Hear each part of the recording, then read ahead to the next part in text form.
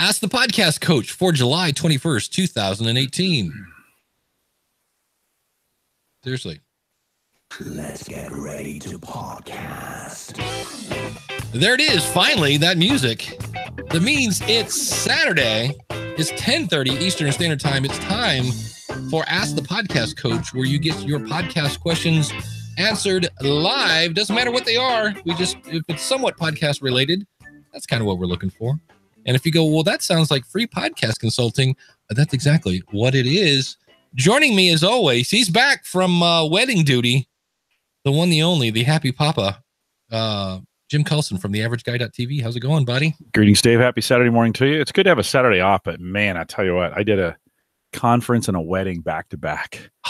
And that's not why I'm a podcast movement, by the way. I would have imploded if we would have if I would have tried to get on a plane tomorrow and go to podcast movement. We had 1,500 of our own here in Omaha, and it was pretty crazy. But big thanks to Steve Stewart. I got a chance to listen to Ask the Podcast Coach during the week last week, and Steve did a great job. Steve is a great guy, so he did a great job of filling in. Thanks, Steve. Yeah, he's a good guy. And I can't imagine, because how many days did you have family in town for? 10. Yeah. Like from beginning to end, just literally dropped off my son at the airport yesterday.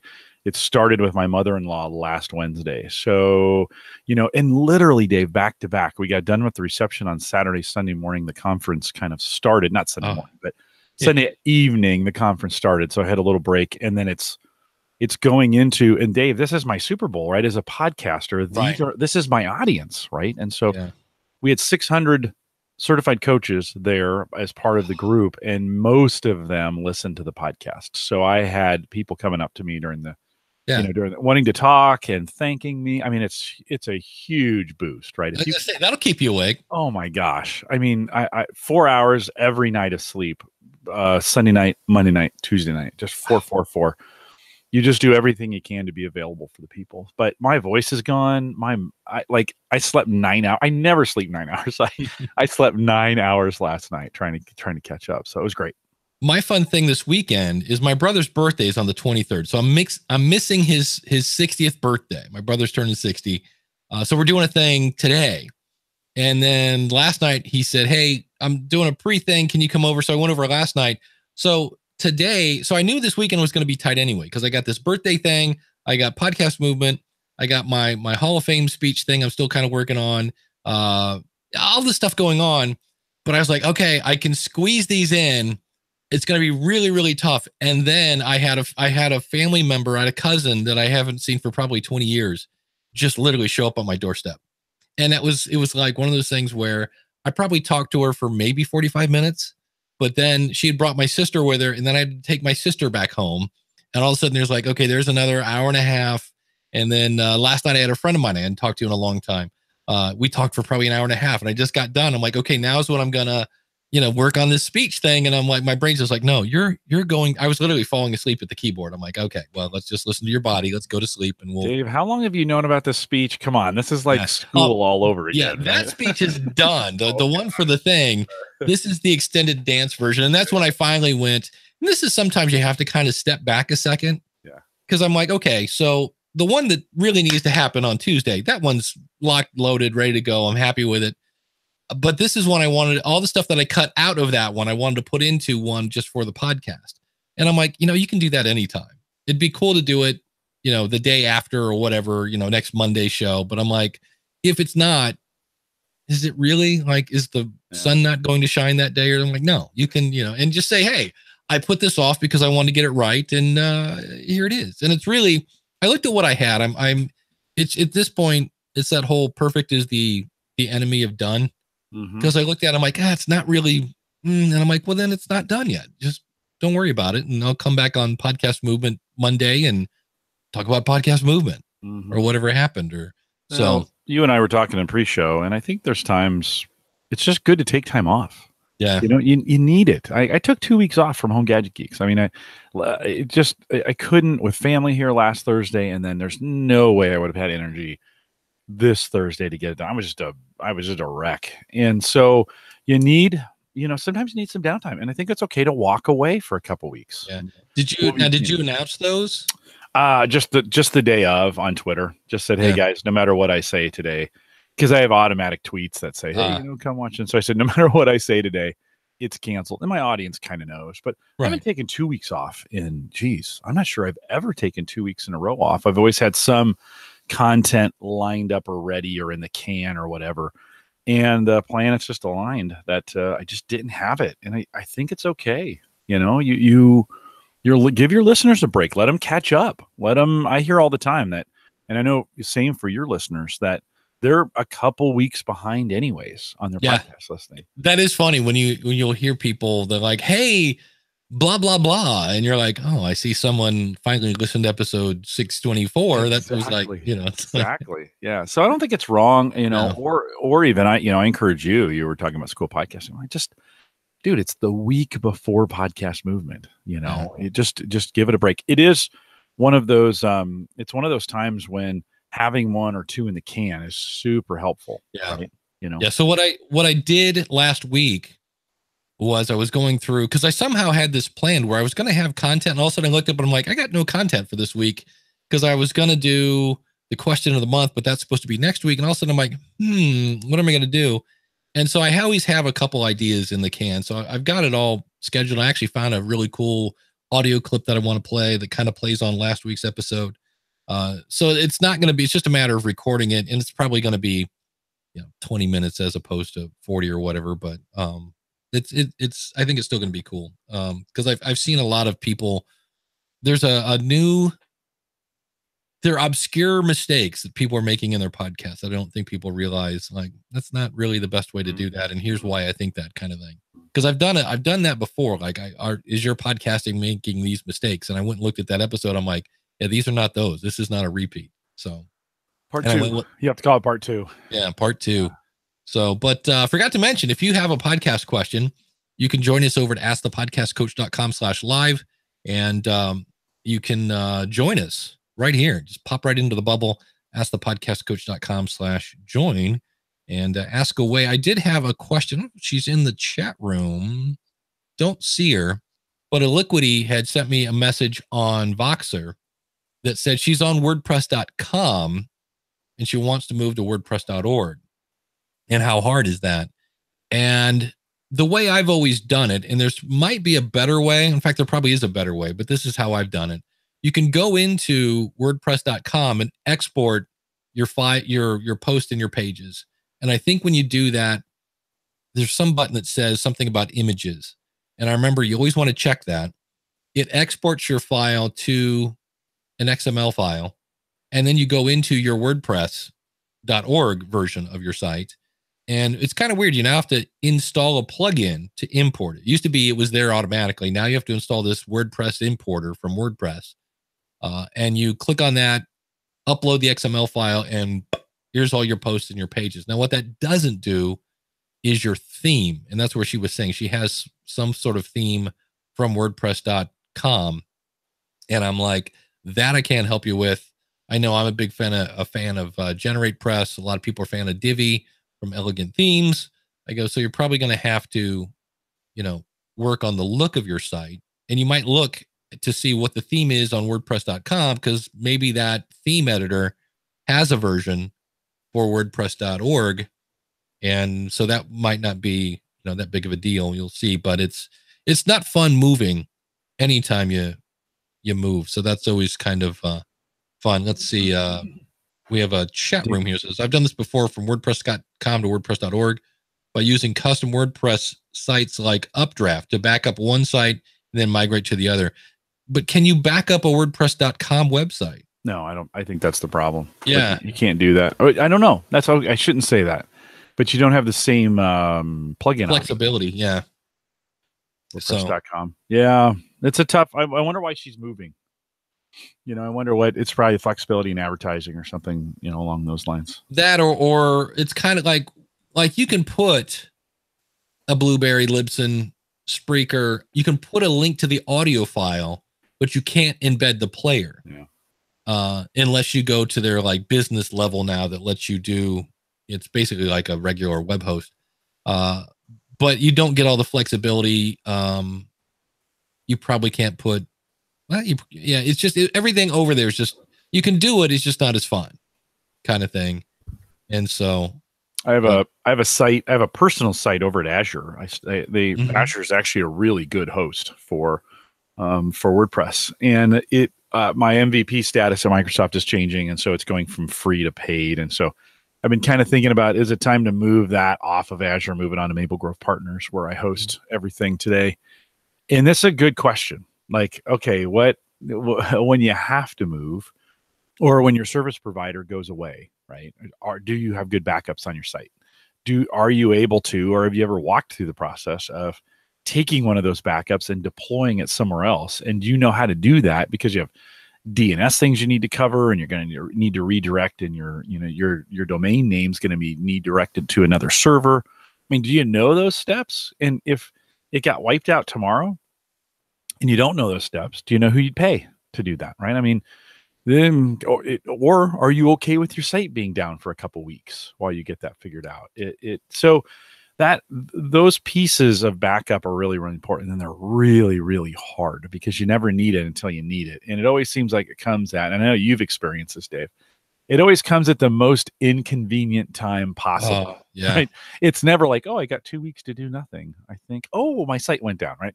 That never happens. It's always when you're, it's today, right? It goes down today, the day before you're going to leave for Podcast Movement. That's it. Right. This is when those kinds of things happen. So it's good to practice that. It's good to know what your backup is. I'll be honest. I've got some backups running. I'm not sure I've checked them in months. And if they're even backing things up correctly, you probably should have, if you're self-hosting and you're relying on yourself for backups, you should probably practice this, or at least check on it at least once a month. It's one of those things you don't want to come to it and then realize, oh man, this hasn't backed up in 6 months, or this hasn't backed up in a year, and I lost all the posts that I put for the last year. You don't want that day to hit. Yeah, I use Managed WP, and it just backs up. You can back up all your sites once a month for free, and then if you want more than that, it's something ridiculous, like $1 a month. It's really super cheap. I just love it because I'll get an email that says, hey, this website needs updated on this plugin, and I can just go to Manage WP, because if it's something like Yoast or PowerPress or something that I have on multiple sites, I can just go to that one website, update all of them while I'm there, delete all of my spam. I love that thing. It's it got bought by. How much you pay for that? It's got to be less than $10 a month. It's super cheap, so I love it. Updraft is another one of those plugins that it's real popular. I use that too. Mike Howard uses Updraft Plus. It goes to Dropbox, which is pretty cool, right? Yeah. And then you can literally get that, say like your whole, your whole service provider craters, and you can't get to anything. If you've been moving it to Dropbox, at least all the backups are there, and you can spin up a new site and then, pull it back from there. Yeah. Illiquity says, should I move from WordPress to Weebly? No. Ooh, yeah. Weebly, Squarespace, Wix. Yeah. Not for podcasting. Like, don't, you could do it for everything, for anything else. I mean, if you're just creating a personal site, Wix is great. Squarespace is great for some of those, but not podcasting. Don't do that. Yeah. For anyone who was listening to the recording, that's my Facebook, not yours. I just realized I didn't close Facebook, and I just got a ding. Oh, so. I did too. But you didn't hear mine. You heard yours. Okay. I was like, oh, okay. I'm on a Discord group too that's really active right now. So I'm hearing this. Yeah, I've just found you can use Libsyn on Wix. I have a tutorial somewhere on that. You can use it and it's one of those things, I guess, if you're already using WordPress, you've already gone through a learning curve. Why? Right. Submit yourself to another one. And the good news about WordPress is it's super flexible. The bad news about WordPress is it's super flexible. So and a huge target. And a huge target. Yeah. I just did a research on it. It's like 28% of the internet, which is huge. It's gigantic. Runs on WordPress. Yeah. So but you can do one thing. Like if you're a WordPress user, change your default login address. I think today it's that WP-login or at WP-admin. I forget what it's yoursite.com/WP-admin. If you just change that to another word that's just yours, like every hacker in the world has a script that says, fill in this domain / what the default login is, and then pound it, right? And so if you just change that URL, and there's some security plugins that'll do this for you, and you can set it. Just change it to something different. Well, all of a sudden, then you've wiped out. It's harder for those hackers to find your site, and you just have to be harder than the guy that's easier than you to get hacked, right? That's the thing. So you can get in there. This is another thing that's good to spend a day figuring out is the security of your site, because it's not vulnerable, but it's a big attack surface. So you just want to make sure you understand how to lock it down. Yeah, I use WordFence, and then most of my stuff is on SiteGround. They have I think it's called Loginizer or something like that. That just it's protects against brute force attacks. Yeah. Liquidity says is WordPress.org better for podcasting? What it is WordPress.com. They dictate what you can and cannot do. And for some people, that's fine. But the more you want to do with your website, eventually you're going to come across that, oh, wait, I can't. Oh, no, I can't do an iframe. Oh, I can't do this. I can't put this here. No JavaScript. No. And I'm like, But if you just want a website for people to go and have a single play button with nothing else, it can work. It's just not as fun.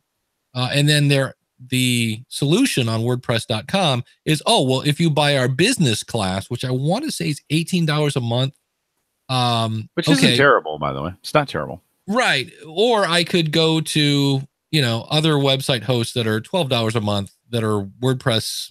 What's the word here? Not enabled, but they're designed for WordPress. I think you get email with SiteGround. There's Pair, which of course Libsyn owns. There's a whole bunch of Maple Grove partners. Jim's really happy with those guys. So it just gives you more flexibility. Now, if you're at WordPress.com and you're like, I don't know, I'm doing everything I want it to do, then it's not broke, so don't fix it. So that's the problem, is when you go, well, I want to add a newsletter thing, but when I go to copy and paste my sign up form, it doesn't work. Or I want to put the Libsyn player on this, and I get an error message because it's an iframe, or that's when you're like, well. So now she also asked if I move to a different platform, do my stats change? No, if you're using Libsyn or Blueberry or whoever, as long as people are clicking on that button, whatever it is, whether it's a player or a direct link to the file, that's a download wherever it's at. So if somebody, clicks your podcast on Twitter, that's a download. If somebody clicks it on your website, that's a download. If somebody listens to it on a podcast app, that's a download. So it doesn't really matter where you're at. Your stats are going to be fine. That's actually one of the nice things about it, is if you're using a media host, you can blow up your website and launch it in, Wix or Weebly or whoever you wanted to, if you wanted to try it, and your website's fine. And if you're using the RSS feed from your host, your podcast doesn't stop. It just keeps going. You can, like I said, you can blow it up if you wanted to. So, but thanks for that question. She sent that in. That's a good one. Last night. And Jim, you mentioned 4 hours sleep on your tour. Yeah. What are your thoughts on? We have Podcast Movement coming up. We've talked about it a little bit in the past, but any takeaways from your huge conference that you're like, oh, people should definitely do this? Or Podcast Movement tips. When you're thinking about going there.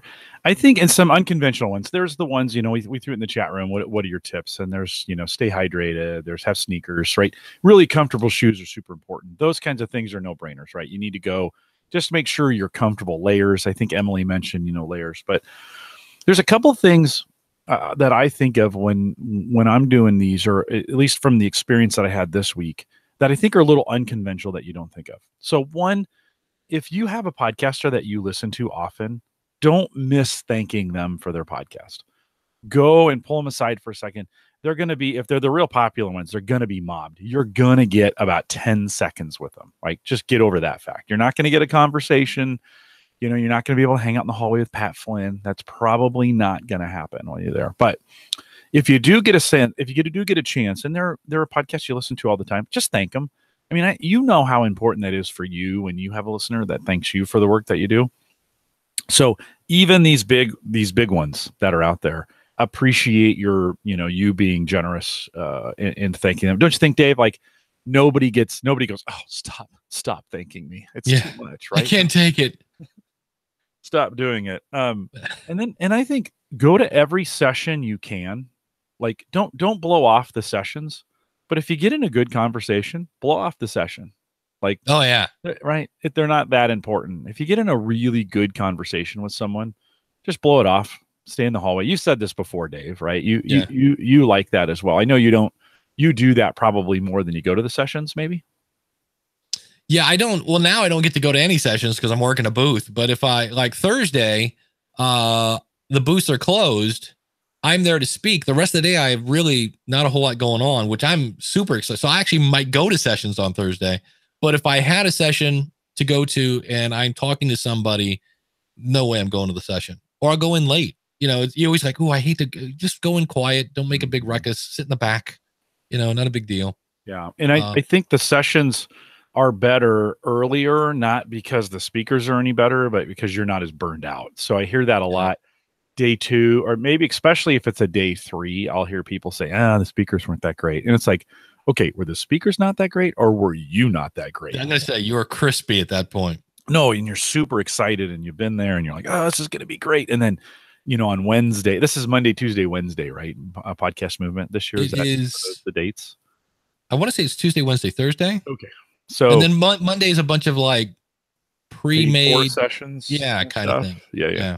So yeah, you'll be pretty toasty if you're getting there. You know, if you're getting there Sunday afternoon and you're meeting with people, you'll be pretty toast. I think get as much sleep as you can early, as opposed to trying to make up for it. If you can, it's so hard though. In the first couple nights, you're meeting everybody and let's go after party and let's, and I was the inventor of a bunch of after parties. So that was the problem, is I was inviting people. You know, at our conference, we had a conference and then a conference party. And I was saying to people, hey, let's meet at the Hilton, for an after party.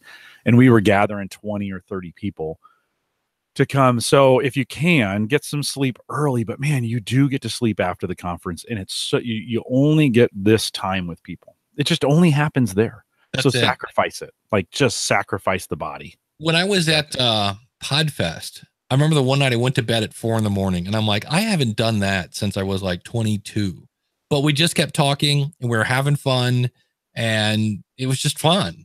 And all of a sudden you looked up and you're like, wow, it's 3:30. We should probably go to bed. I've got to work tomorrow. Somebody asked in the chat room, is there a Dave Jackson meetup? Yes, it's Tuesday and Wednesday at the Libsyn booth. Stop by anytime and say hi. That's why they hired you, Dave, is so people would come by and see you. I think if you're going to have one piece of gear, somebody had mentioned in the chat room, a power brick, those things are good. But I think a backpack or whatever you're comfortable with, you have to have do not have a bag. Put something you can put on your back and carry with you, because you'll set that thing down and forget it, or it's just a pain to carry it around or whatever.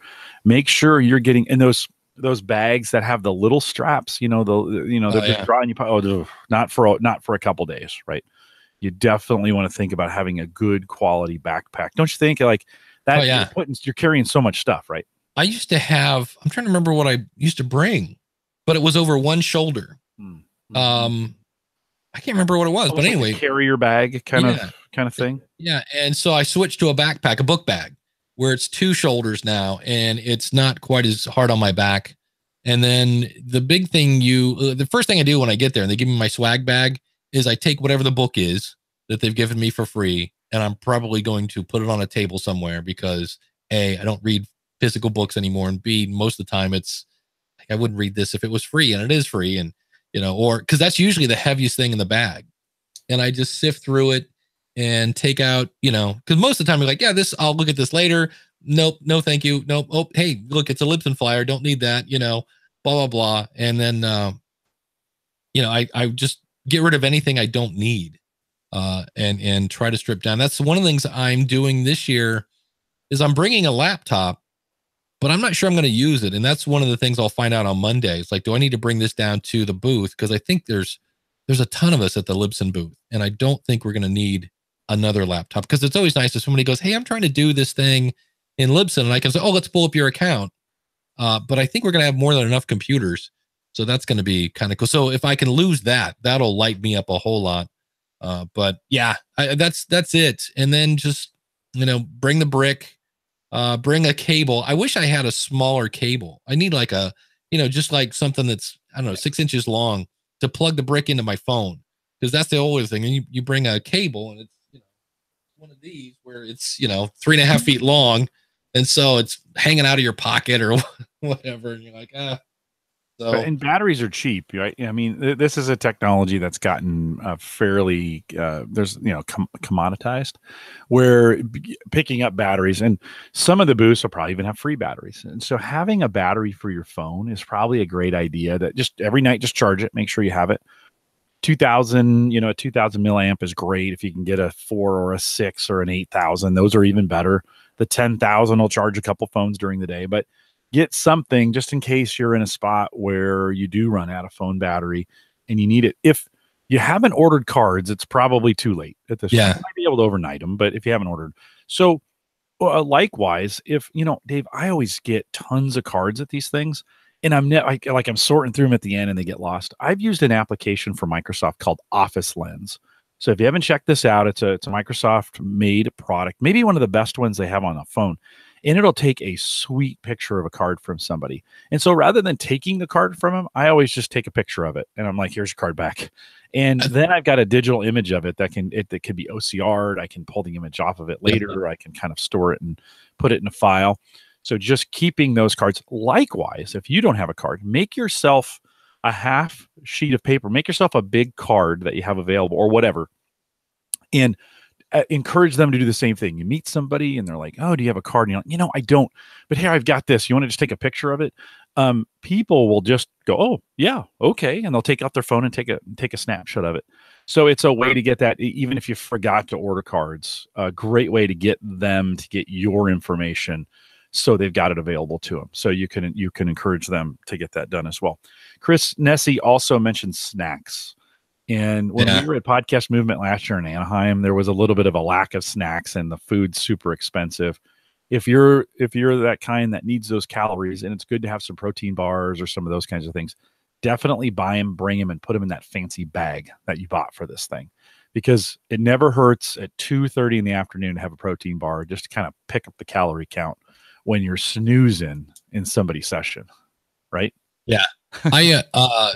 You're talking about the thing, Office Lens. I do that in Evernote. I have a notebook called Business Cards. And what's cool with Evernote is it OCRs the image. So you can actually search for the person's name letter and it'll bring up their business card. Yep. No great way to do it. Illiquity says, how many cards should I bring? And my answer is yes. Yeah. Probably at least 200, right? I mean, you're probably, the average person is probably not going to give out more than 200. No. And I always try not to be the business card ninja. Where you have your card and you see somebody across the room and you're like, whoa, and then shows up. That hit the camera. It did. That was pretty good. They're sitting there in their neck. I try to have a conversation, and then you kind of know hey, I'd like to follow up with you later. Can I have a card? And then they'll ask for a card. My first couple of conferences, I would meet you and go, well, here's my card. And I'm like, I might as well have been saying, hey, here, throw this away later, would you? Thank you. So I usually just I have a big box of cards and I just grab a stack and stick them in my front pocket. Never give away more than 50. Like I say, it's not, you think it's going to be more. I made stickers. And here's another thing. Again, it may be a little too late, but I made 1x1 stickers from Vistaprint. It was $20 for like 250 of them. And at our conference, it had our podcast on it. And I was going around sticking them on people's lanyards, on the front of their lanyards. And so it was like a badge kind of deal. And so there's a great way. I mean, it's a little late now. You might be able to do an overnight if you order them today, but to have little tiny, you don't want big gigantic ones, but little tiny stickers, 250 of them. That's a great way to have people. And then people are advertising for you. So as you meet people who listen, you're like, hey, can I put a badge on your, yeah, right. Boom. Right there. Yeah. Dave's showing that little sticker. Yeah. That was, I think that's in the future. I think that's going to be my new business card, right? Is just have stickers and instead of having cards. Yeah. Daniel says, bring earplugs if you have a roommate. If you're sleeping with me in a room, you definitely want to have forget about it. Yeah. It's getting to the point now. I don't want to travel anymore because I just didn't know, if you're sharing a room with somebody, you just annoy them. Yeah. So I just, to me, I always try to bring more cards than I need. That's the worst thing ever when you go, oh, I'm out of cards, and you meet somebody and it never fails. The person you really want to give a card to is the person that is when you reach in your wallet or whatever you have and you go, oh, I'm out. And that's you like, can I have your card then, please? Or something. It never fails. Yeah. So, and carry 50 or 100 with you. I mean, you can, I use Vistaprint and that's super easy to use, and you get stacks. This, honestly, what I have in my hand right now, what I'm showing, this is about the amount I carry at a conference when I go, and I give away about half of them. I don't know why. Maybe I'm not a card guy. I don't get it, but this is a lot of cards. I mean, when it is, so yeah, same thing. If you're thinking of ordering cards, and it's cheaper if you buy 2,000. 500 is a lot of cards. Listen, and then here's a drawback. So I ordered like 2 years ago, maybe I ordered these cards, and I ordered like 8,000 of them because they were like, it gets it down to like 60 cents if you order that. Oh yeah. And so on the back is 2 sites that are now gone. That's it. They don't even work anymore, and you're like, oh crap, what am I going to do? So, don't order too many because you just don't give that many out. Some do, but definitely. It's funny. My wife, this is a side note. Let's see if this is a box of all my cards, and some of these I look at and I'm like, wow, that's awful. There's just too much information on this card. And I know it's a really bad picture of me. I'm like, I don't know what I was thinking, but I'm like, yeah, get a designer involved if you can. Yeah. It's like, hey, I'm going to put everything I've ever done on one card so nobody can read it. It's just like, here's this giant tsunami of information in a font that's about 6 point.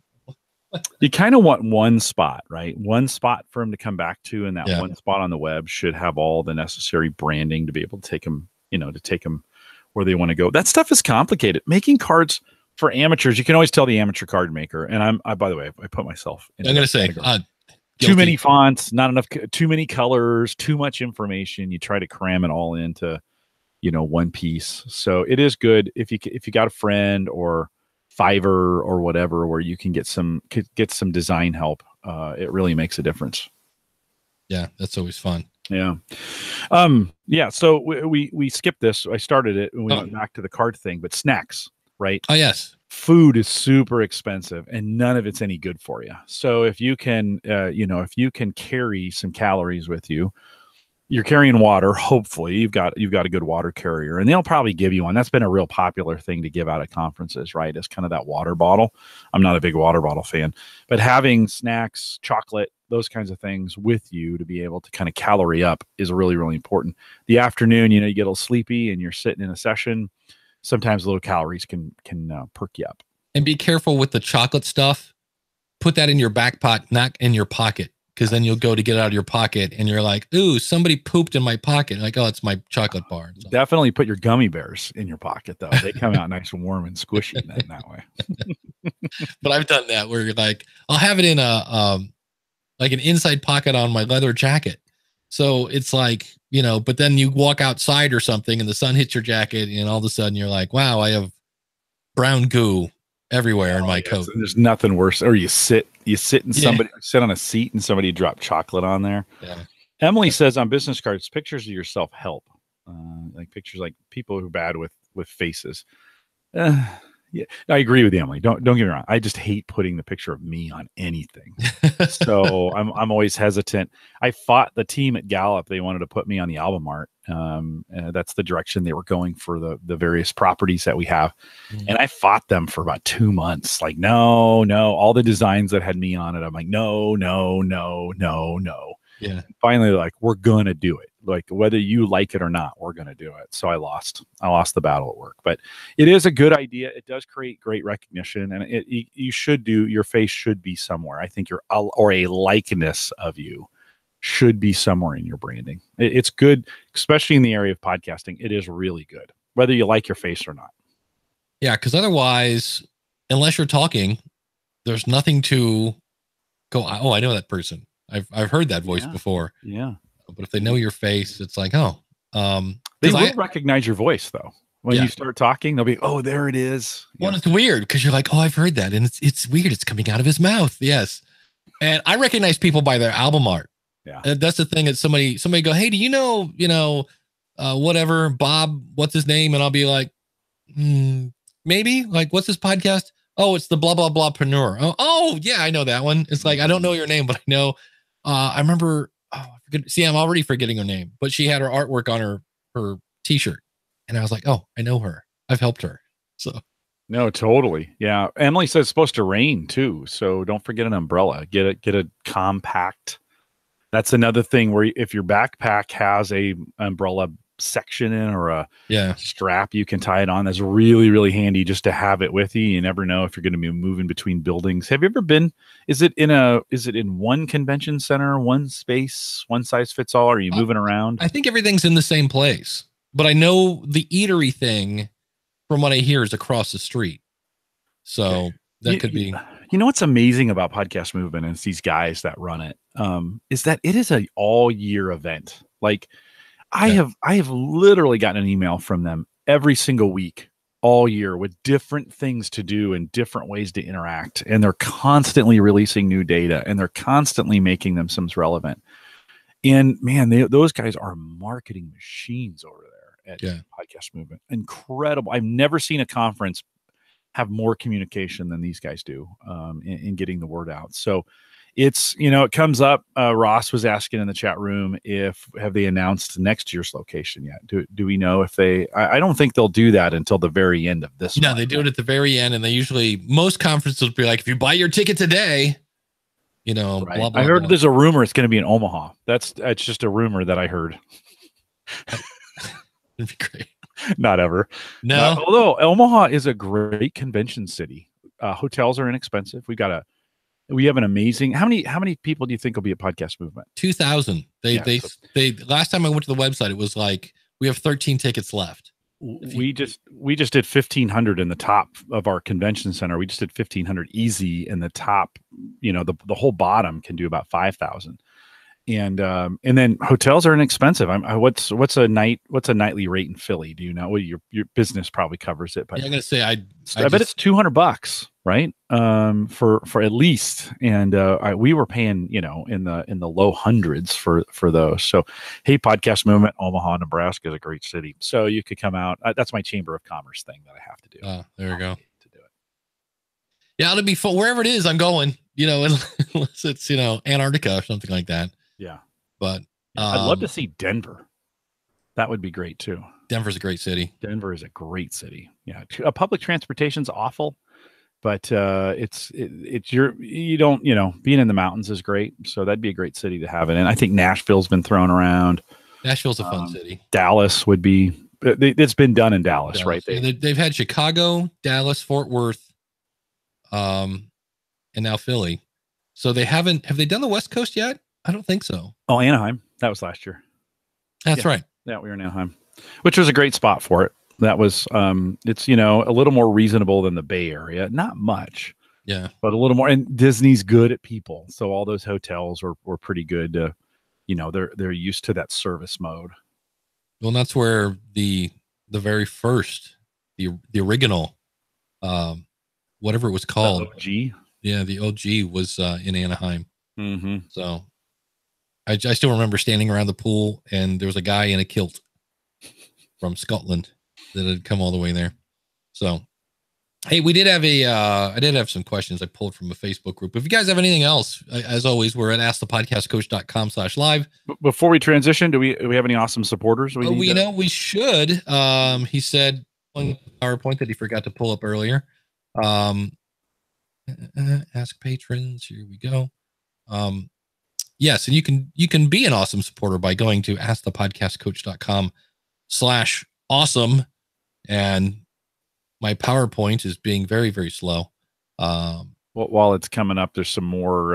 It looks like some maybe Florida, Orlando. Have they done Orlando? Although there's that Florida podcast meetup that meets down there, right? That does. Yeah, there's a whole Tampa Bay as a whole. Tampa Bay especially has a big thing of.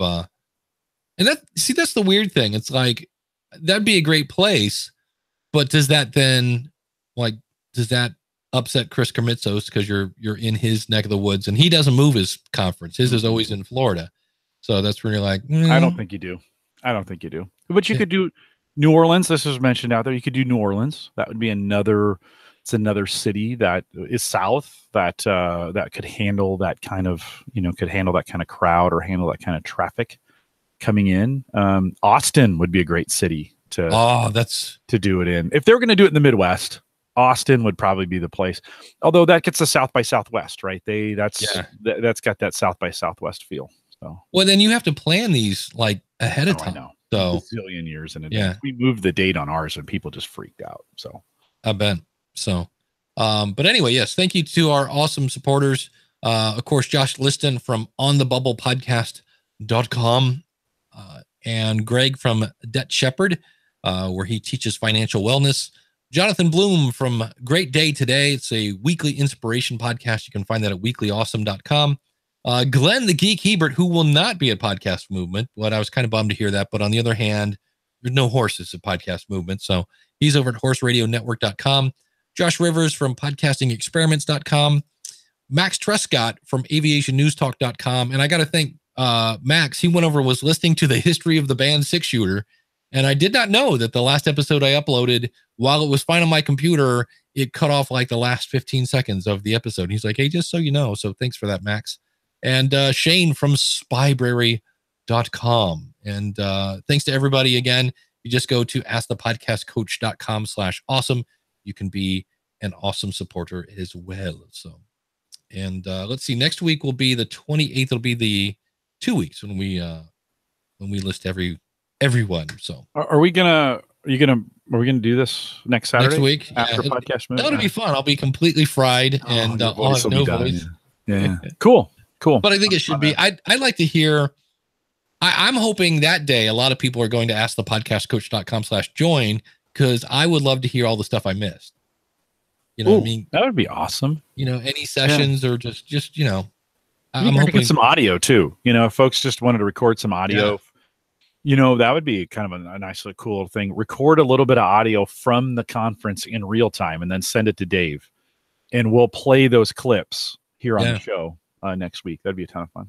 Yeah, somebody put in something about getting new shoes. I was tempted. That was one of the things on my list today, that if I had time, I was going to go buy new tennis shoes. Yeah.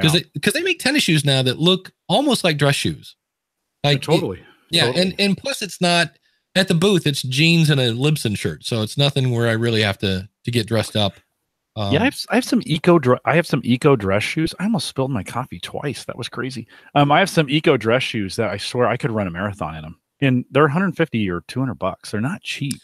It's been a long time since I bought any kind of shoes. And I've had them now for, I think is it ECCO? I'm thinking is maybe the brand name. I think they're European, but they're pretty expensive to begin with. But they've been some pretty good shoes. And I don't, if you're buying them at Kohl's for $40, they're not great shoes. They're not great shoes. So don't do that.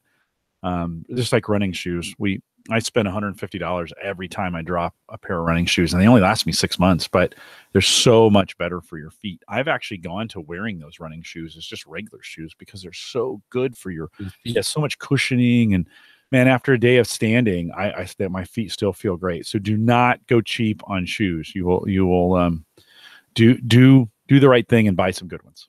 Yeah. I'll put a link here in the chat room. SP found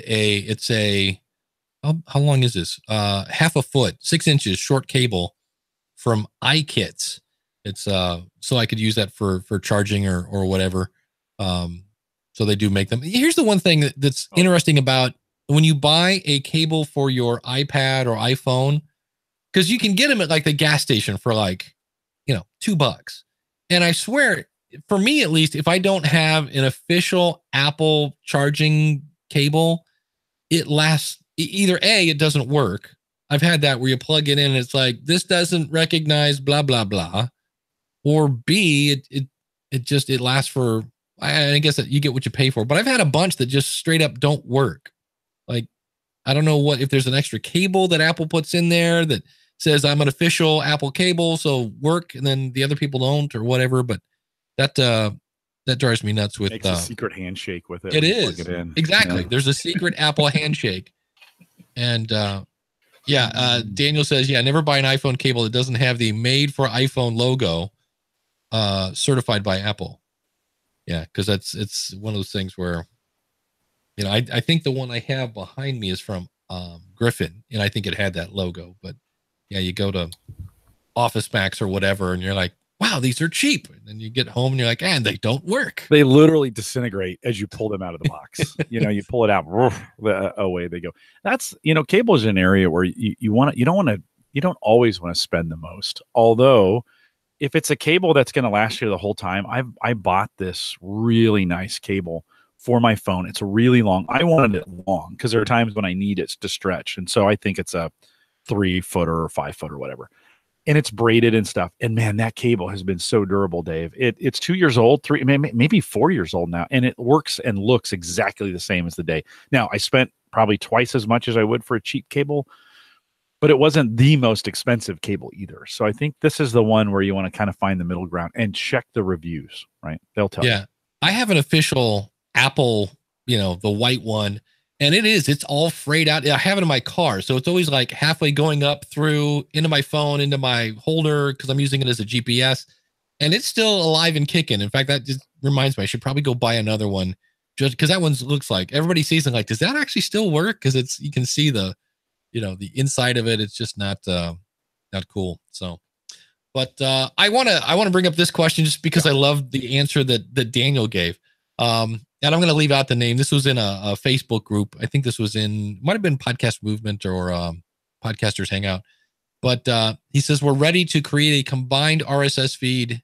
Wait, I think this is the wrong one. Yes, this is the wrong question. It was because he was asking about media hosts. Curious to hear if anyone has ever seen their podcast perform better based on the platform in which they host. Does Libsyn perform better than, say, Buzzsprout? Does their website draw more traffic, et cetera, et cetera?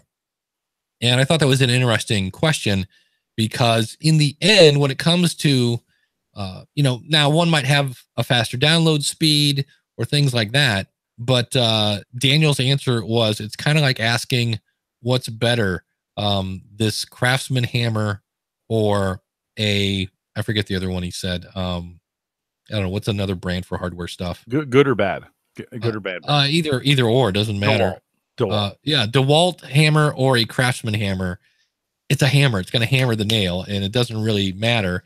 And that's not to say that you're hosting, but in terms of really getting a bigger audience, it's really up to you to do that. Yeah, no, your host provider's not, unless they're throttling you in some way or they have service problems, right? The host provider itself isn't going to, where you host it isn't going to make a difference, right? Yeah. Although for the pro, let's just say this to use that analogy, for the pro, the hammer might matter. And so like if you're really into this and you're really doing pro stuff, you might need some of the pro hosting, right? You might need some of if you're going to scale this thing out, you definitely all of a sudden you're going to get millions. You might want to go with a Libsyn or Blueberry because they know how to handle the millions, right? And so that's, I think, that's where that brand thing breaks down, is when you're really, when you're using it professionally. Yeah, there's a reason there's professional stuff, and that's not every time and not every circumstance. But if it's something you're going to use for your job and you're going to go pro, oftentimes getting the pro equipment is what matters, just because it's more durable or it's more specialized or it's not quite. This is where cheaping out is not always in your best advantage. Yeah, Kim asked in the chat room, when is the Hall of Fame? It's the 24th. I want to say it's 7:30. They have a whole red carpet thing. Will I still be able to talk to you after this? Is this going to be? Is it going to be okay? You can set up. We could probably schedule something ahead of time. I'm going to have to pay to be on Ask the Podcast. That's it. Yeah, I'll give you a discount, but So no more free consulting, people. It's over. It's over. They don't have a time on their website, academyofpodcasters.com. It might be on the Podcast Movement site, but I think I want to say it's 7 or 7:30. I know it starts at like 6:30 and there's this and that and blah, blah, blah. But so that should be. Daniel says 7:30. 7:30. Cool. Okay. So, and from what I understand, there's a stage and then there's like a dinner, almost like a dinner table kind of setup where you have people at tables. and then behind the tables you have seating. So there'll be, so I guess, and from what I understand, like in my case, Daniel's inducting me, and so they're gonna come pull Daniel somehow, and he will then be announced, and then Daniel will then, whatever his magic spell is, abracadabra, Dave, come on up, Red Rover, let Davey come over. And then I will walk up from my table, it sounds like, up the steps, I'm assuming, or pole vault, or however I'm going to get on the stage, and then take it there. Because I think last year Dan was backstage, and then he just came out. I forget exactly how it works. I need to go back and watch the tape. But so that should be fun.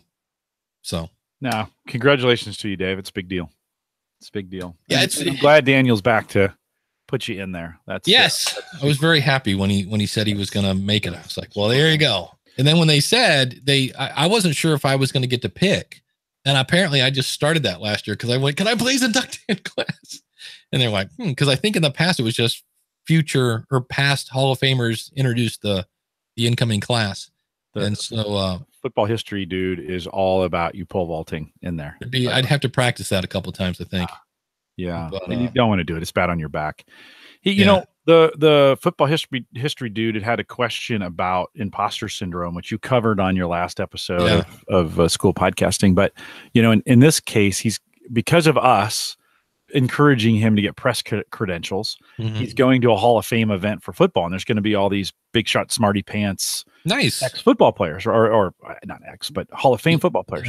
And how do you approach them? I think this is a really good question, and I'm going to tie this into you here, as you're going to be like, so you're no different today than you're going to be next Wednesday, right? You're the same guy. By the way, even though you're podcast famous and everybody in the community knows who you are, the Dave Jackson, you're still a guy who still likes encouragement. You still like to talk to people.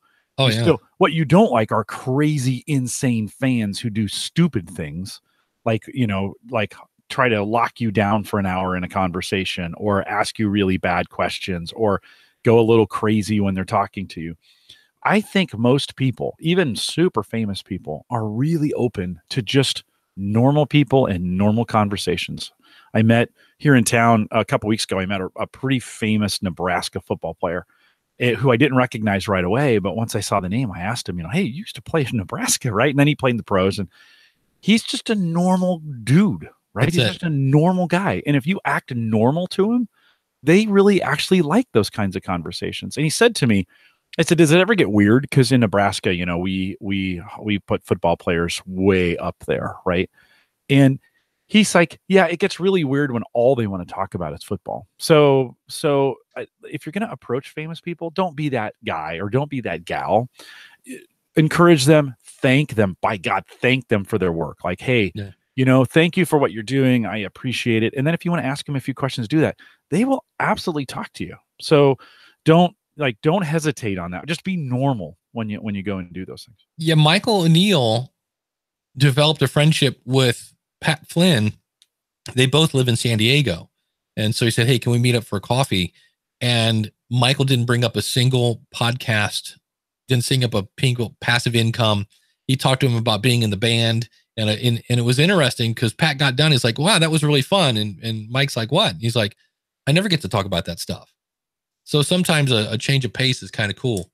But yeah, I don't know that I've ever had somebody get too freaky on me. It's always interesting. You're not famous enough. It's always interesting when somebody goes, do you remember back like on show 167? And I'm thinking, I don't remember what I had for breakfast. Hey, I've interviewed people that I've forgotten about. Like, you know, you're like, I've had them on the show, and then I'll meet them in person or whatever. And they'll be like, oh yeah. Back when I was like, oh my God, you were on one of my shows. Like, but I interview 500 people a year. And so I've had to apologize to people. I'm like, look, my brain is not big enough to keep track of all the things that I do. And so I apologize that I know I talked to you for an hour one day, but because it was the biggest day of your life and not mine, I can't remember. Like I don't, you know, and but that sounded arrogant, didn't it? Here's my nightmare. I'm talking to a listener of mine, giving them their undivided attention. And as I'm talking to them, I see Daniel J. Lewis start to walk down the hallway. That's like, I hate that, because I'm like, okay, you're focused on them. And in the meantime, and in my head, I'm only going, there goes Daniel. I can't wait to go give him a hug. And then I'm like arguing with myself, like, hey, don't do that. Give this person your entire focus thing. And I'm like, so then I'm arguing with myself. And then I'm like, hey, you're arguing with yourself. You're not even getting your argument now is distracting. This person is talking to you and you're not paying attention. And that drives me bonkers as a person who's slightly ADD. I'm like, focus, just snap out of it, focus. So if for some reason I do that to you, that means by all means, I am thankful that well, we're all people too, right? And we enjoy that, always start off with something grateful that you're grateful for. And don't think, this is a thing. Don't Eliquity was saying, she did a photography event and I think that was her in the chat room, and said that the groom didn't recognize her 2 weeks later. Oh, no, that was Carrie Bond. We had a thing, the last Podcasters Roundtable. Ray starts off with Jonathan, boom, from Weekly Awesome, and said, hey, welcome to your first round. And the guy's like, I was actually here on whatever it was. Show 74. Like, oh, oops. No, I interviewed this gal in Australia a year ago, not quite, 8 or 9 months ago. And her face looked familiar, but I didn't recognize her right away. I felt really bad. But honestly, I saw her for an hour, and I was distracted. Like I had another, somebody else was running the show. I was producing it. And so it just took me a little bit longer to recognize where she was from than before. I've gotten into the habit now when I meet people, especially in the Gallup space, to say, okay, where and when was the last time we met? Because I don't, help me. Yeah. And they'll say, oh, here. And almost always those clues will then trigger my brain to go back to that moment. But I can't, I'm just not smart enough. So be gracious, be gracious with people. And for God's sakes, if they're having a conversation and it looks intense, don't just say, I just wanted to say hi. You don't just want to say hi. You're going to want to talk more once you break in. And there's nothing more annoying than when I'm trying to have a conversation with the Dave Jackson and somebody butts in and it's like, oh, just a second. Sorry to interrupt. That's my favorite one. Sorry to interrupt. Well, if you were sorry, you wouldn't have interrupted. So stop doing that. Just wait. That's the hard part, right? You just everybody wants to get to everybody, and at a conference it's kind of crazy. It is crazy. And I guess that's what makes it okay in a way to get away with it's crazy.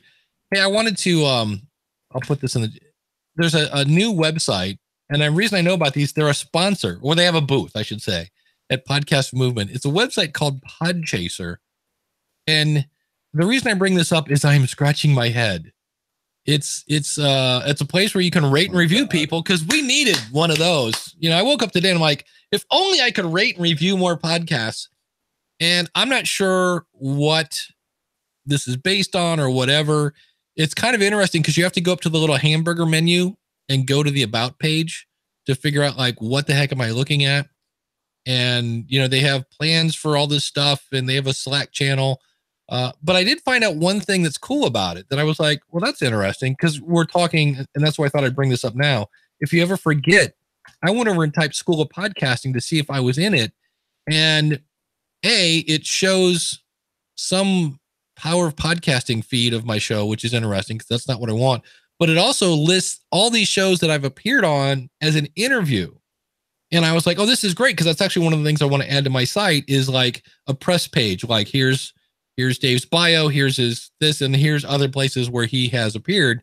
And because I don't remember, I remember this, but it's hilarious because it says almost 8 years ago, I was on the Dr. Pod show. Ooh, wow. So, and all these, and I'm looking at them like going, yeah, I don't remember that one. I do remember this one.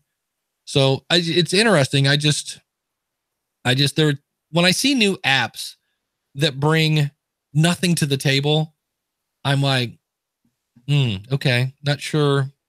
Yeah. Not saying you shouldn't have done it. I'm just looking at going, well, I'm not leaving Overcast for that. So. Well, you have to have a reason, right? Why would I come here rather than somewhere else? And if it's curation, then if that curation has to be super compelling, why would I make the move? So these will work themselves out. This is the great part about it, is they all work themselves out, right? Yeah. You know, Yeah, that's true. it'll work it out. It'll work itself out. It's scary that Stormy Daniels is the third most trending search on that site right now. right above Fortnite. So there you go. That's there's the American, or there's the world. Wimbledon is on the very top, which is pretty interesting. Interesting. Well, speaking of Wimbledon, it's time to go to the post show. Yeah, it's 60 love, and the show is. I'm trying to tie that into tennis, and it's not going to work. There's no transition whatsoever. It's all right. But Jim, what? Yeah, are you up? I'm blank at this point. It's 2 weeks off. Yeah, I took 2 weeks off. You should too. It's actually really freeing. So, if you want to catch up on the last episode, the average guy did. Yeah, and speaking of my last episode, it was about imposter syndrome, and it's interesting really because I took a lot of effort into that one, and it's one of those where when I do that, I get more feedback. Shocking how that works. Because I actually read a couple books. If that's when I was surprised, the whole Kindle program where you have like unlimited access to all Kindle books, that's like having the world's biggest library. And then you have the power of a Kindle search. I was like, wow, this is in terms of getting really good content, as of not anything wrong with Google, but sometimes like actionable steps. I was like, wow, this was so much better than Google. So, but yeah, and I actually have a Kindle Unlimited. What episode number is that one on imposter syndrome? 627, I believe. So it's a good one. I think everybody should listen to it if they haven't heard it yet. I actually just thought about that in the car this morning. I need to make like schoolofpodcasting.com/who me, because there are actually 2 correct ways of spelling imposter, which I didn't know that was capable. You can have 2 correct spelling. So if you want to spell it imposter, Poster, or Post, it's either OR or ER, and both are considered okay. I don't know if that's like a British UK thing or what. But anyway, so we'll be here next week. AskThePodcastCoach.com/live. Thanks for tuning in. Stick around for some post show.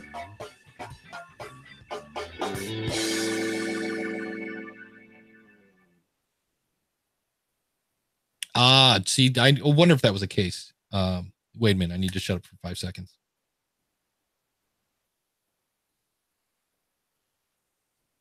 Yeah, Dan says the unlimited is only for people that opt in to be in Kindle Unlimited.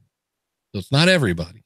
But it's still a lot. It's still a lot. You'll have a lot of indie authors who it's at their advantage to be on the Unlimited. So you'll get a lot of good content out there.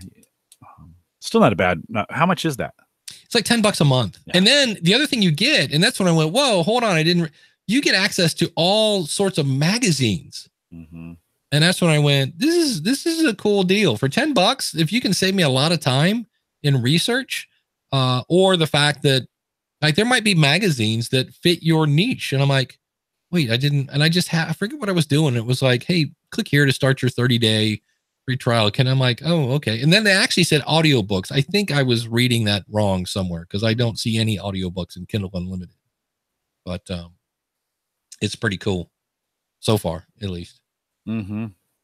But it's good resource. No, you could tell, Dave, on your episode that you'd spent some time researching it. Like you're more confident in your voice.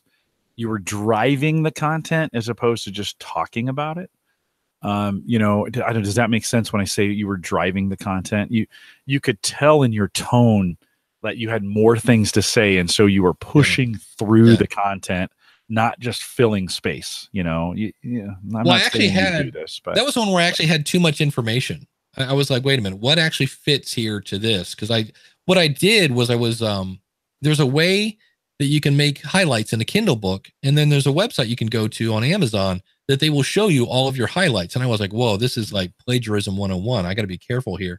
But I would copy it and then look at that paragraph and say, okay, now how would I say that? And redo that. But it was a case where I had so much that I was like, wait a minute, this is going to be like a 2-hour episode, and I want to be. So I had to really cut it down. Hey, football history dude is asking about a phone number to use. He's looking for a way to get, to use that call in voicemail kind of thing. I recommend podcastvoicemail.com because that's my affiliate link to Call 8. Or you can use Google Voice. It's going to sound like a phone. There's nothing you can do about that. And if somebody's calling, hey, I'm here at the bus stop, and you've got all this noise in the background, but Google Voice is free, and Call 8 is I think it's $2 a month plus 6 cents a minute. I don't know that I've ever had more than a $4 bill from that, but I like it because it's and then I just have it set up to go directly to voicemail. Do people actually call you? Yeah, on Did you? occasion. Okay. Yeah. Usually I'll get one if I do like the question of the month, which this question of the month, by the way, is, do you have an email list? And if so, if you feel like sharing, how big is it and how did you grow it? And that is something I am having. I quit doing the question of the month because I couldn't come up with one that I wanted to know. And somebody threw that out. Hey, ask this. And I was like, okay. And at the time I was like, I don't know that that's going to do very well. And so far it's not, because I don't think most podcasters are worried about their email list. Right. Right. But that's something where you can come back to it though, right? I mean, that's a question. The question of the month thing, you can take a couple months off and not have a question. And then when you get a good one, you can do it. It doesn't have to be every month. Yeah. Because I had kind of put it to bed because I just couldn't come up with any. And then somebody said, hey, what happened to it? And they said, I'd love to hear this. So they gave me whatever a couple months ago was. But I'm kind of, I could do the old, hey, what's your pet peeve? But we kind of did that already. And give it a break. Wait for a good one to appear to you. Yeah. And then ask it. Liquidy is also saying she uses Voxer, and that's another. Voxer is another way. I think you need to do the paid one to get it to work right. But I think, if you don't do the paid one, I don't think you can download them. So now you're in the joy of trying to record it. Plugging your phone into it. Voxer is great. Voxer's a great little app. We use it internally with my kids, and it works great. But we use Facebook Messenger too with the kids, and that works great as well. So there's other ways to get that done. Yeah. Ross says, what other podcast conferences do you recommend attending? I love Podfest. Kind of depends on what you're looking for. Like this, like I just saw last night where Opie from Opie and Anthony is going to be there. And I'm like, well, that's kind of cool. So you're going to get to mingle a little more with the radio peeps at Podcast Movement, where Podfest in Florida, or DC Podfest, I just saw where they announced tickets are now open for DC Podfest. Both those are geared towards independent podcasters. And I don't think they're doing it. Both those are now multiple track. My favorite, I love single track events. And the problem is that's usually like the first year, and then they get bigger and they don't have single track. I love single track events. That's my favorite format. But Podfest is great. DC Podfest is awesome. Podcast Mid Atlantic is focused a little more on creativity and thinking outside the box. But that's another one that's all inside the single hotel. They've got is it Wawa? There's something in Pennsylvania. I want to say it's Wawa. It's the name of a gas station that's a /Subway/ get your car worked on. They do everything at the Wawa. And but Podfest is probably my second favorite. And then boy, it's a tough. Then probably DC Podfest. See, I like them all. They all have, it's like, what's your favorite ice cream? They all have different things. Like Podcast Mid Atlantic. For me, the whole creativity thing doesn't really strike, but I've seen, because you end up doing improv at that show, and I've seen it really pull people out of their shell and get them podcasting like no other show. And I've seen other people where you get inspired and this and that, but this is like, no, we're going to drag you on stage and get you to perform in front of people. And that just doesn't happen at other shows. So that's, for me, doesn't do much, but for the people that attend, I've seen that really change people. So, but they're all good. If you're near, Podcast Mid Atlantic is in New Jersey /Philly. That's in September, I believe. I'm not sure when Podfest next year will be. That's already been. It's usually in February. It's usually kind of in the winter months, because that way, who doesn't want to go to Florida in the winter? And I think those are the biggies at this point. I haven't heard of. I know if you're in Atlanta, Atlanta has a huge podcast meetup, and Florida has a big one. So, but they're all good. I haven't really been to one. I'm like, oh, that was a waste of time. They're what you make it. It really is. I mean, it would be hard to have a bad one. I mean, you can recover just about anything. If you're with people and you're making the best out of the time you have with people, you can turn around most things. So Emily asks if I'm planning on going to any, and I am not at the moment. I have a super busy fall at work.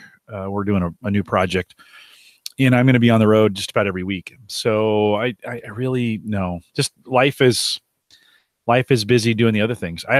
This is my, like, I get conference level content out of Ask the Podcast Coach, between the chat room and what we talk about. And, that for me, you guys are my peeps, right? This is where I love hanging out. I learn a ton of stuff just doing this. So good enough for me for now.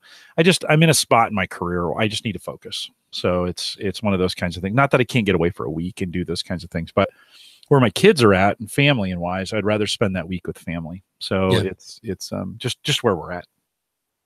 Yeah. And me, on the other hand, I will be attending them all. You should.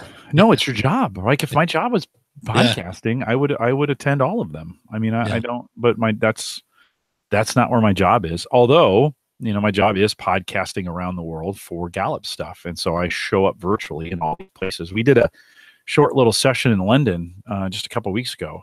And when I was at the conference last week, I had somebody come up to me and say, "Hey, thanks I know you had to wake up early, and really wasn't that early, but I know you had to wake up early to be a part of what we were doing, but it was really meaningful to have you spend the time, even if it was via video, to talk to us." And so that's what's important.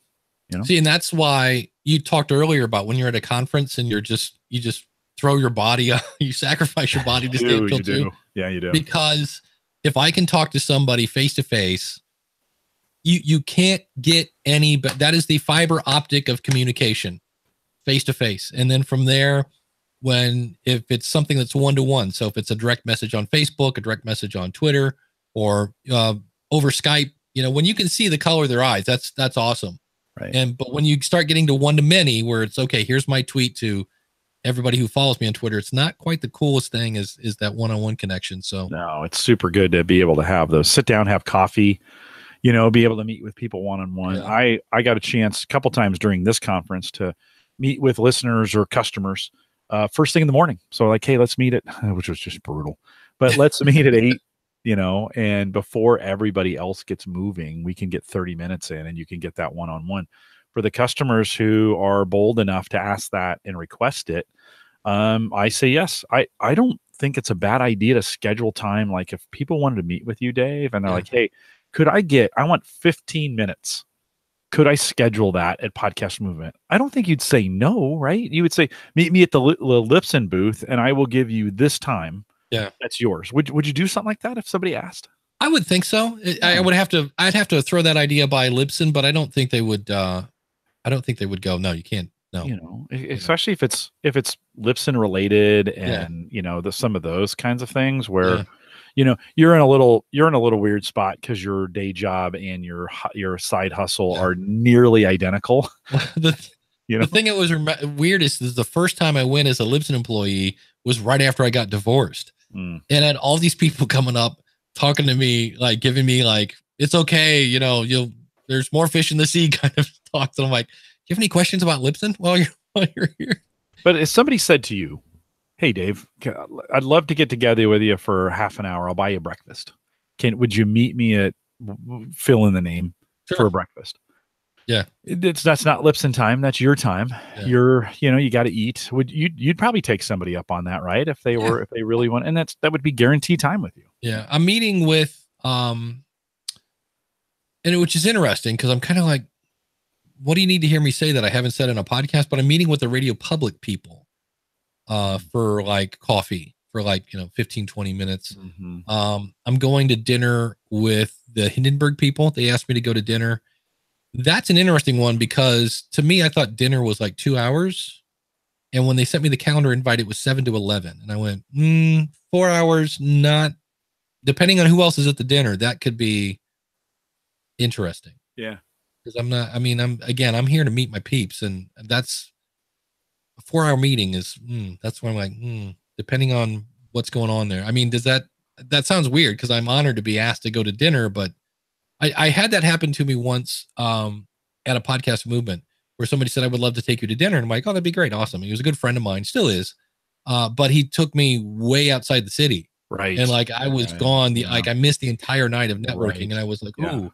And it was a memory that I'll never forget. But it's kind of like when I was in college, I was the editor of the student newsletter, and I got really sucked into that. It was great. It was creative, and I loved it. And then the one day I looked up and went, yeah, but I'm not going to school to be a journalist. Right. And I was like, I was kind of sidetracked and wasn't doing my homework anymore. And so, yeah, that's what I'll have to talk to Rob about that, because Rob's going to be at the Hindenburg dinner as well. And I went,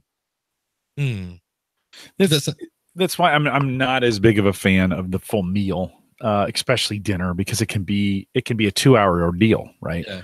Whereas a breakfast, usually you can get in and get out 30 minutes or something, well, something breakfast, like that. the nice thing about it is breakfast is before you're going to do whatever you're going to do. Right. So It's not infinite. Yeah. Dinner could be like, well, dinner, drinks, cigars, all of a sudden, it's midnight and you're like, oh, I just spent the whole evening with one person. Where, yeah, the breakfast when I'm doing that, I'm really clear with people. I had a lot of that this week, and some people scheduled time with me Thursday and Friday mornings. And the first thing when we sat down, I just like, hey, I don't want to be rude, but I do have a hard stop in 30 minutes that I've got to be gone for. So it intensifies the conversation to be like, okay, let's talk about whatever you wanted to talk to me about, because we're not going to have a lot of time to chit chat. Yeah. So just be real clear with people if that's the case. If you're overloaded with people that you want to talk to, you just got to set some boundaries. Yeah. The football dude. We need to learn the football dude's actual name. Yeah. I should know like that. a real name in there, football dude. When you said Hall of Fame football stuff, are you going to be in Canton, Ohio for that? Because that's literally like 20 minutes that way. Speaking of meeting up and things like that. So Carrie's asking me about the earbuds that I use out there. So these are earbuds, YURBUDS. They're real popular athletic earbuds that really comfortable to wear. They were real popular a couple years ago, and they faded a little bit, but I think you can still find them. There we go. YURBUDS earbuds. Arnie. Good. Arnie, yes. I'm like, as soon as you put it there, I'm like, of course it's Arnie. Now I remember. I don't. So Arnie, change your handle. We like real names. He's branding it, and I get it. So that's cool. Makes sense. I wouldn't have known about the football history dude if he hadn't done that. So, well, I just went to meetup.com and changed my name to Dave Jackson podcast consultant. So if anybody sees me, it's like, oh, just because I'm like, that's kind of why I'm there, to see if anybody. Well, and you've changed saying podcast coach to consultant in your openers. I'm playing with that idea. Okay. I listen, Dave. I want you to know I listen every single week. Yeah, it's it just became a mouthful, and I was like, wait, what if we change that word to this and that? And it definitely denotes there's a difference between a consultant and a coach. Yeah. And so, I like the term. I think consultant is a little more paid than a coach sometimes. Doesn't have to be, but I like the switch. Yeah. I always like personal podcast coach, because that was like I just thought that fit. It does. It does. So, have you got any feedback on it? Has anybody noticed? Did you get any? You're the first person that's like, hey, I noticed you did that thing. So I'm a big fan of openers. I listen to all of them. Like, I am super critical of the opening of a show, and so I listen carefully to see. I also steal things from people who, I listen to you to think, okay, what's Dave doing that is working, and can I steal any of it? That's it. Carrie says, I have two Facebook. You want the one, the Facebook, Twitter, the Facebook profile you want is the one where I'm jumping in the air, not the one where I'm outside a courthouse looking all official. Yeah, because you have one for family, and then the one with it used to be easy. I had one where I said the one where I have headphones on is the podcast one, and so I'm assuming when I get back from Podcast Movement, I will have some sort of Hall of Fame picture thing that I can put for my profile. You should move all those to a page, though. Like, you shouldn't have two profiles on Facebook. You should have a page where people for your podcast stuff, and then your personal profile should be just that, I think.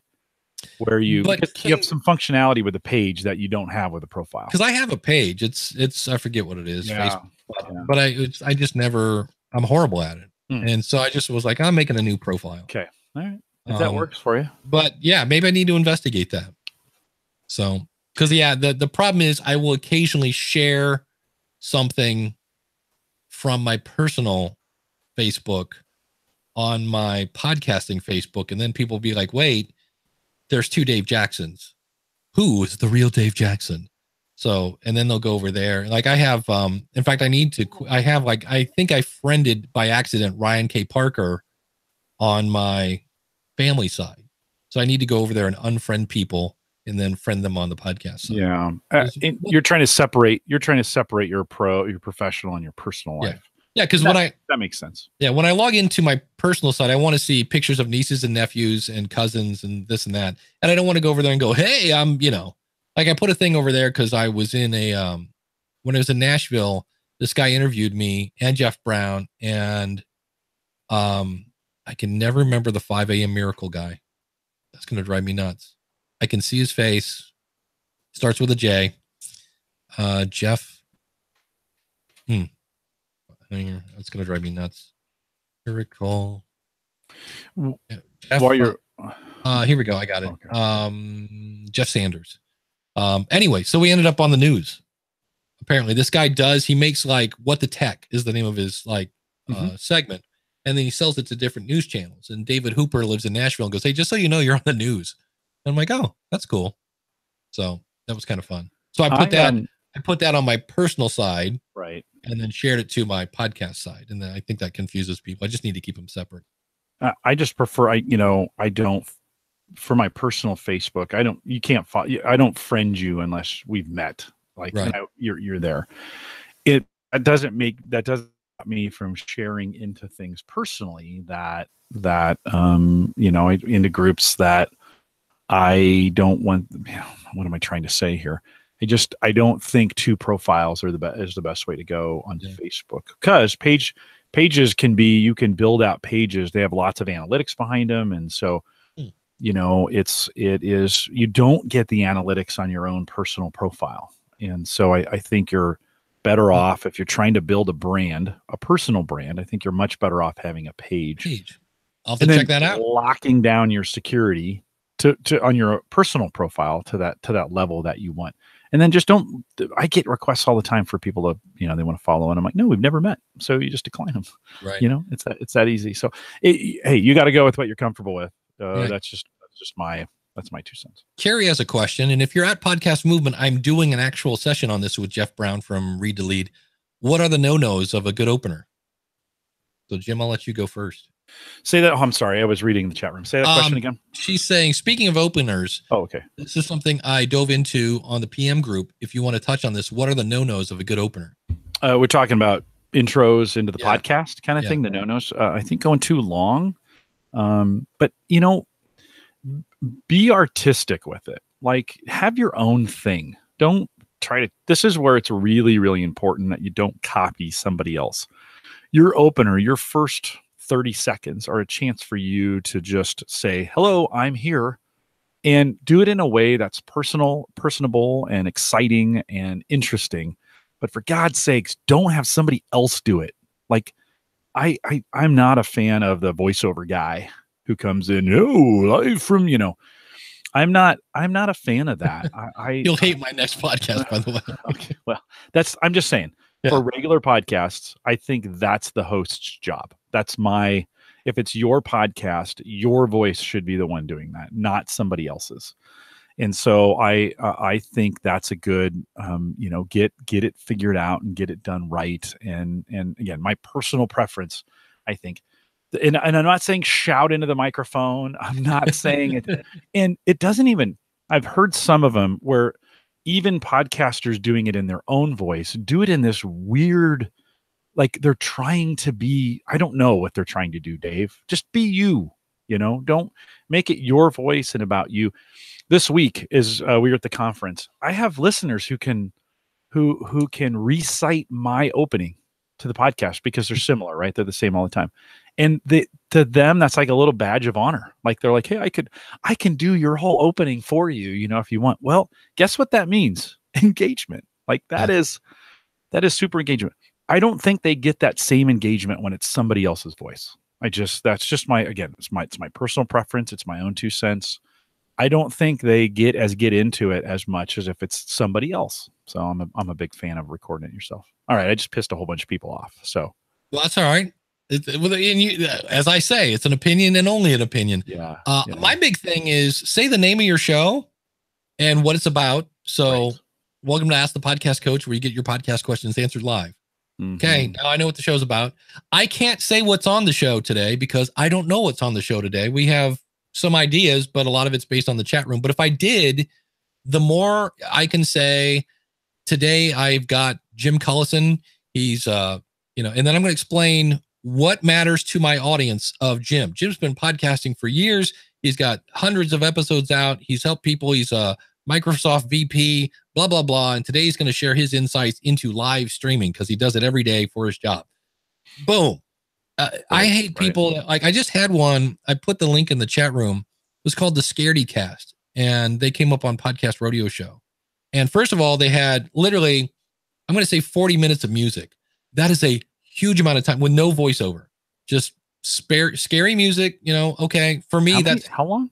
40 seconds. Oh, okay. That's a long time. That's a long time. And then when it finally came on, the voiceover was like this. It's like, scary music. And then they come on, they're like, because the music was too loud. Right. I'm like, come on, just bring the music down. Right. And then the guy said, it was kind of like the other thing I see people that they just butcher is, I say, Jim Collison and Jim Collison, Good Morning Dave, Saturday Blah. The reason I do that is so people know what Jim sound like and so what I sound like. Right. That's really it. Right. And so if you have multiple people, all you have to do is say, I'm Jill, I'm Steve, I'm Ben, I'm, Schnooky, whatever. Right. And then people know what they sound like. And instead they're like, I'm Bill. And they're like, yeah, you're the trash can dude. All right, Linda. Yeah, I'm Linda, and I'm here. I'm Linda. Great. And like, meanwhile, you're like, okay. And they got like two other people. It's just horrendous. And then my favorite is on the Scaredy Cast, the guy goes, so we heard where you had some sort of ghost interaction thing. Did you have any ghost interactions since the last time? And the guy goes, nope. Riveting. And I'm like, okay, this is a great conversation to have before you press record. Right. And I was just like, wow, for me, I was like, yeah, this is where you stop and do that one over. Cause it was just like, so that's the biggies. Cause I love Eric K. Johnson, the podcast talent coach, has a great analogy. He goes, when you see a bus coming at you, you see where it's going, and people get on that bus cause that's where they want to go. And you've got about 30 seconds to a minute to go. I always try to like, here's what the show's about. Here's where we're going. And here's why you should listen to me. Mm-hmm. If you can mix that in there. And if you can't do that last one, that's fine. But I just, my favorite one that I see a lot is people like to make a montage of stuff that makes sense to them. So like, here's a clip from, Caddyshack. And then here's a clip from The Godfather. And you're trying to figure out like, do these tie together anyway? And then here's something, and then here's Richard Pryor, and then here's a clip from the news that I've, and you're like, what does this have? What? Right. And it's like, oh, and then So, but Dave, you're opening here on Ask the Podcast Coach, right? So you'll say, Ask the Podcast Coach for fill in the date, blah blah blah blah, right? And then the music comes in, and then you give it about 5 seconds, and then you do all those things that you just said. You say what it is. It's that, it's that fun-filled music again when Ask the Podcast Coach, where we answer your podcast questions live. You do it. That you're doing, because you do that the same or similar every single week, you're creating like Pavlov's dog, like that, a Pavlovian effect, where people are like getting conditioned. Oh, okay, I found Ask the Podcast Coach. Music's the same, intro's the same. And by the way, we do banter. Like, there's been some chat room, Stargate Pioneers, like saying, hey, it's subjective because everybody's looking for something different. Yep, absolutely. You and I do banter for the first maybe 2 minutes of the podcast, where we kind of catch up on our week's activities, and we kind of go back and forth. I'll try to bring something interesting in that's time sensitive to the moment, something about you, something about me. We make that because in this show, we make a personal connection to our audience every single week. You guys join us live, you know us, you know about us, right? And I think that connection is important. Now, for somebody listening to it for the first time, they might drop in there and go, these guys are jackasses, I'm out. Right. Because they're just talking about themselves. So it's super subjective in this. I guess my point is, be you. Like, Come up with something. And then once you find something that works for you, just keep doing it. Keep doing not exactly the same, but keep doing it, because that's what people have come to expect. About 60 episodes in, you've weeded out people who don't like you, right? You've only kept those people who do. And the ones that don't come in jump really, really fast. So if you jerk your audience around all the time and you're constantly changing that kind of stuff up, guess what? You'll lose audience, and you may not get the ones that have already listened to you back for those changes. So once you get a ways in, keep it consistent. Yeah. Carrie says she got the podcast planner from Addie Saucedo. That is a great little device that if you haven't go through that. So that's very cool. Emily says she doesn't know what the weather's like in Bellevue if I don't tell her, because that's part of my on Home Gadget Geeks. That's part of the shtick. I always, we always say, and you can catch the show notes, or how do I say it here in I have to go through the thing to do it. Right. You can tell Jim's tired. You just can't pull sections out of it, but we always talk about the weather. That's something about 3 years ago I started doing that became kind of a thing, and so I just mentioned it. We don't spend a ton of time. Right. It's also a way to introduce my host. So Mike Uyghur, he's here in Omaha as well, and we'll say here in a beautiful Bellevue, Nebraska. And of course, we post the show. That's the sentence, but I'll say in a beautiful Bellevue, Nebraska. I'll say, Mike, how about whatever? And it introduces him. It brings him in. It gives us. Everybody loves to talk about the weather. So, but that's my shtick, right? That's the thing that I've landed on. You got to find that shtick for your audience. And I just like saying shtick. Shtick. Stuff. Shtick. That must be a German word or something. A beautiful day, and I'm going to go out and mow here in a little bit. We've finally got some nice weather for summer, so it'll be good outdoors. I got to go mow the lawn here, and I bought a tree or a limb chipper.